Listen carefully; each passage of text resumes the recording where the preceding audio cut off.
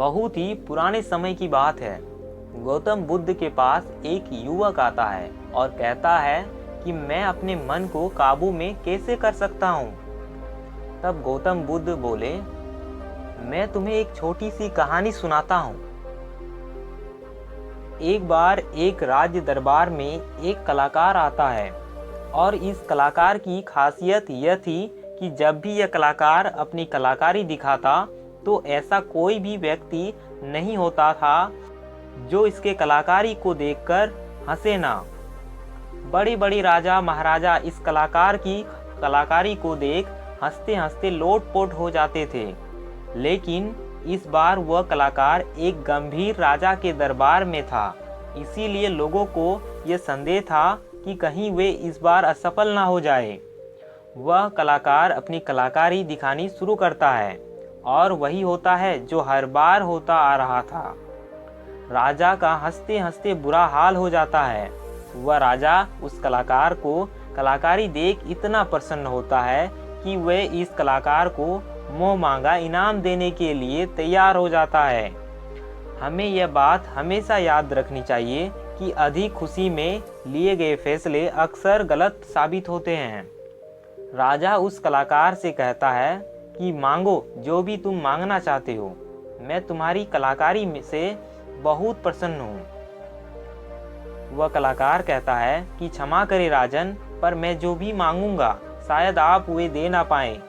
राजा अपने आसन से खड़ा होता है और कहता है कि अब तुम मेरी प्रसन्नता को क्रोध में बदल रहे हो।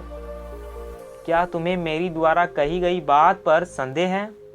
अब राजा अपने अहंकार को बीच में ले आता है और जहाँ भी अहंकार बीच में आ जाता है वह काम बिगड़ना निश्चित है।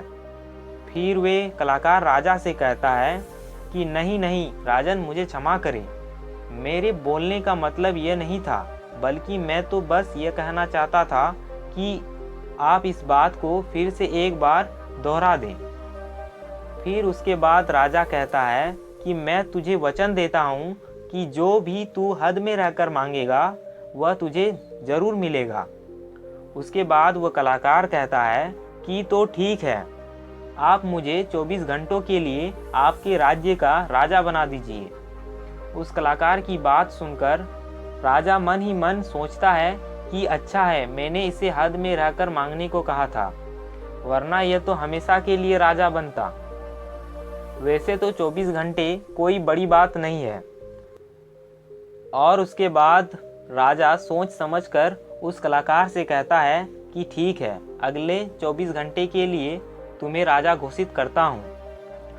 राजा बनने के 1 घंटे के अंदर ही वह कलाकार, जो कि वह अब राजा बन चुका था, वह पुराने राजा को फांसी पर चढ़ा देता है और दूसरे घंटे में वह पुराने राजा के सभी भरोसेमंद लोगों को हटाकर अपने भरोसेमंद लोगों को रख लेता है।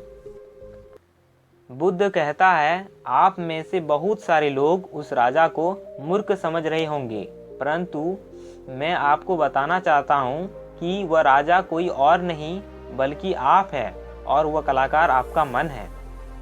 आपका मन आपको थोड़ी सी खुशी क्या देता है कि आप उसके पीछे पीछे हो लेते हो। जो वही कहता है वही आप करते हो और बाद में आपके हाथ में केवल पछतावा ही लग जाता है।